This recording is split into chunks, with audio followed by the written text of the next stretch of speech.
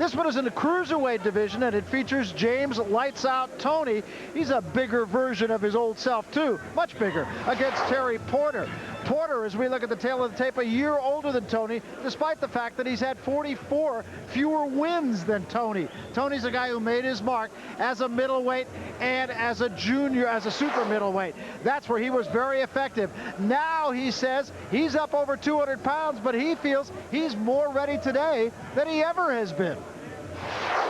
I'm in total great shape, in a better shape. I think this is the best I've been in 6 years, since the Barkley fight. And I've trained 6 months, hard, every day. I may have had 3 days off in the last 6 months. I've been working very hard. And the purpose of this fight is to get all the ring rust off and let everybody know that James Toney's back and he's serious. Well, Rich, James Toney says he's ready. So the question I pose to you, is he ready? Well, we really can't be sure, Barry, because the guy has not fought in 2 years. However, during that time, he took the 2 years off, he said, basically, just to try to get his head together. And I think that was a good idea. Now, he ballooned up way past what his weight is tonight. He was up to almost 260 pounds. But he's got it down to 203, which he feels is a working level for him. And we're going to see. I'll tell you this, though. From the first half of this decade, between the years of 1991 and 1995, James Toney was either at or near the top of the pound-for-pound list. If he wasn't number one, believe me, he was in the top 2 or 3. And Terry Porter really looks upon this as his opportunity. He feels tonight is his big chance. Well, yeah, obviously it's a big chance. He's been in there with some good guys, though, and he, again, is an aggressive fighter. He's a little bit awkward and hopes to take advantage of James Toney's rustiness here and inactivity tonight. So the big question, of course, is over the head of James Toney. We're going to find out in just a few minutes. We take it to the center of the ring, and Thomas Triber. Thomas? From the Celebrity Theater in Phoenix, Arizona, America Presents and the Fox Sports Network proudly present to you Fight Time on Fox. Let's get the action started. We have for you, first of all, 10 rounds of boxing in the Cruiserweight division. And when the bell rings, the referee in charge of the action will be Roger Yanez. Introducing to you first, fighting to my left out of the red corner, he's wearing black trunks with white lettering and weighed in at 195½ pounds. Hailing from Elaine, Arkansas, he has a professional record of 11 wins, 3 losses, 2 draws, with 7 wins coming by way of knockout. Ladies and gentlemen, please welcome Tenacious Terry Porter. And his opponent, fighting directly across from him out of the blue corner, he's wearing green trunks with gold trim and weighed in at 203 pounds. Coming to us from Las Vegas, Nevada, he has a professional record of 55 wins, 4 losses, 2 draws, with 35 wins coming by way of knockout. Ladies and gentlemen, introducing the former 6-time champion of the world, James Lights Out Toney. Once again, your referee in charge, Roger Yanez, to give the instruction. In fact, 3 knockdown rule. In fact, if you go down, you cannot be saved by the bell. Touch gloves and good luck. Let's take a look at the rules here in the state of Arizona. 10-point must system, of course. The 3 knockdown rule will be in effect. There will be no standing 8 count. Fighter can be saved with the bell only in the final round, and only the referee can stop the fight. The headbutt rule, we go to the cards after the 4th round. And Toney does look pretty fit, despite the fact that this is a much bigger version of the James Toney that we saw in his halcyon years. Well, at 203 pounds, it's more than he's ever fought professionally at. In his last fight, he weighed 189, in which he beat a very good fighter, Steve Little, over a 12-round distance. This was in June of '97, but he has not fought since then. And we're just going to have to see how much rustiness James has and how much this weight, if it does slow him down, in fact, does inhibit his performance. No question about the opponent level that Toney has fought as opposed to that which Terry Porter has fought. Well, he certainly fought all the great the fighters in the division. I mean, he won the championship from Michael Nunn. He stepped up to 168 and won it from Iran Barkley, and what I think really was one of the real virtuoso performances of Toney's career.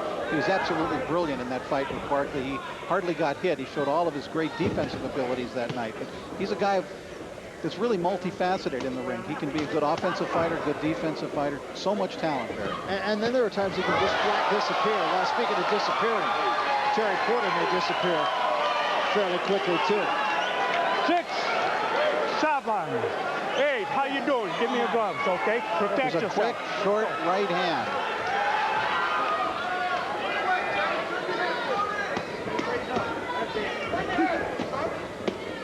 Toney very much in punching range here, and he does have those short punches, as we mentioned. The problem for Toney is if he continues to campaign at this style weight, cruiserweight and heavyweight, he's going to be a lot shorter than most guys. He's not going to be able to get this kind of punching room and get close to his opponents all the time. He had Porter going backwards with a punch to the gloves. Right hand from Porter. Yeah, Porter doubled up with that right, and I think surprised Toney a little bit. He blocked the first one, but the second one came from up top and got him. Porter's a guy with 7 knockouts amongst his 11 wins. Scored a second-round TKO over a guy by the name of Gary Durer in Mississippi in his last fight. That was just a couple of weeks ago, in fact. That's always good medicine is for Terry Porter is to fight Gary Durer. That's the 3rd time he's knocked him out in his brief career. So 3 of the 7 knockouts. Have to wonder about Gary, though, don't you? Terry Porter actually has some recognizable names on his opponent ledger. I mean, he lost a very close decision to Don Diego Porter, who's a very good fighter. And he was also stopped in 3 rounds by Ike Ibiabuchi. Toney fighting, I think, voluntarily with his back to the ropes here. End of the first round. Big one for Toney. Here's the knockdown, Rich. All right, James Toney scores it in the first round. Quick, crisp right hand. Barely traveled maybe 5-6 inches.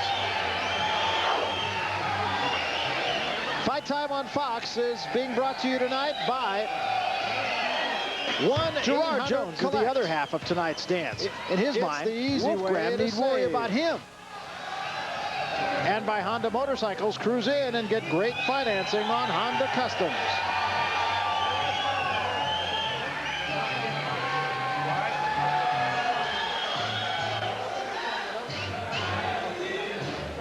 We have a very enthusiastic crowd, and a big crowd here at the Celebrity Theater in Phoenix, Arizona. We've been here a couple of times, Barry, and the fans are just very enthusiastic in this place. A good fight town, Phoenix. Yeah, and a perfect location for the boxing, too. This is a theater in the round, normally entertainment facility, and it's not a bad seat here. Right. The last seat in the house is 70 feet away from the ring. So round number 2, Porter's going to have to find something. Took that short right hand from Toney, and it dropped him.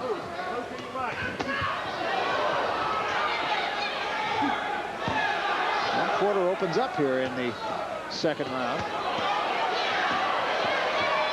Started to mention right about the time of the knockdown that Toney is a guy who has on occasion just disappeared, and at other times has just looked like a world beater. And he's had some great fights when he was in that world beater class. I recall one, he fought a guy named Tim Littles at the Olympic Auditorium in Los Angeles. I was doing the international telecast that night for the fight, and I was positioned directly below Toney's corner. And between the 3rd and the 4th round, Toney was very badly cut in that fight. And the referee came over and he said, "Look, James, I'm going to give you 1 round, and that's it." And so the gauntlet was thrown at that point. He knew he had to go out and get Tim Littles, who was undefeated at the time, and he knocked him out in that next round. James Toney knows how to get down to business. I had him in a fight against Murky Sosa back in 1991, and it was one of those fights, and at that time they were both on the rise. It was one of those fights that nobody won. Somebody lost, but nobody won.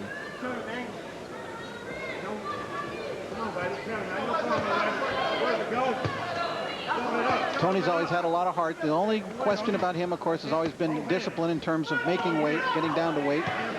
Now as he fights at a higher weight, of course, he won't have the same problems of worrying about getting to 168. He'll be a happier fighter. Yeah.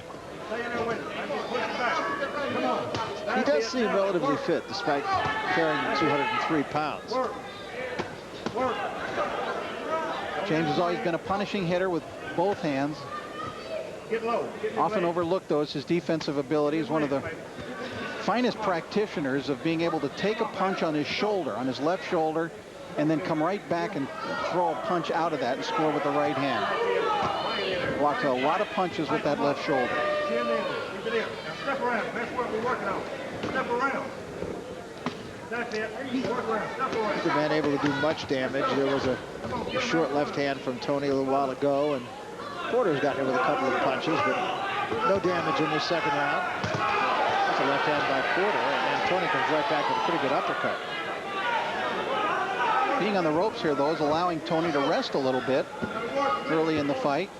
He's not being really punished along the ropes. That's pretty much where he fought the first round also.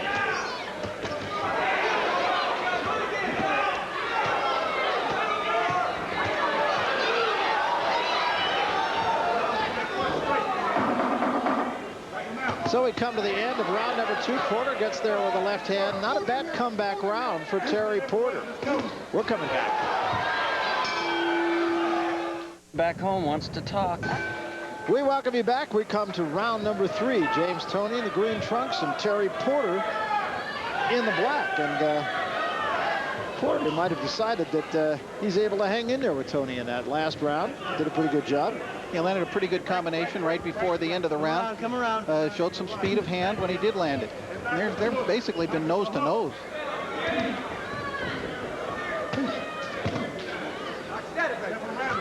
The two guys who obviously have come in here with the same game plan.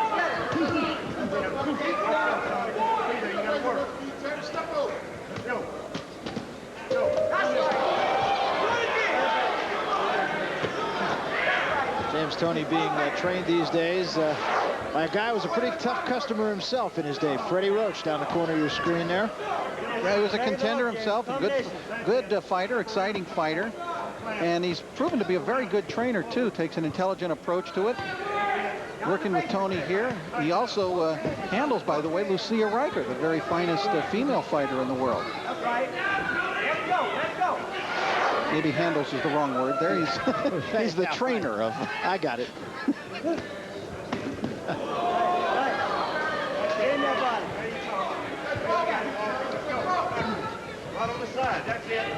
Terry Porter really hanging in there fairly well, but out-muscled a little bit thus far. Toney, despite the weight, is still showing speed of hand here. Barry, he's showing quickness with his punches. Could behoove Porter to try to take Toney into the later round, see if he really is as fit as he says. James actually ballooned up to 250, 260 pounds in his time off. I was pointed out, one time somebody pointed him out to me at the fight, and I swear he was almost unrecognizable. Yeah, I was with you, as a matter of fact. It was in Los Angeles. That's right, yeah. He attends the boxing matches quite a bit, and it was a real shock to see him at the time. And you'd think, well, he'll never get down to any kind of fighting weight again, but he has. At least this is what he considers fighting weight, but maybe a little bit more. He's got pounds to lose and still remain a cruiserweight. He's actually fighting in the heavyweight division if you look at 203 pounds. There's a right hand by Porter, and that seemed to stop Toney in his tracks. Porter's getting pretty brave here. Yeah, and he's landed some punches. And of course, it could be the style that the fight is being fought at here tonight is going to result in Toney getting hits on.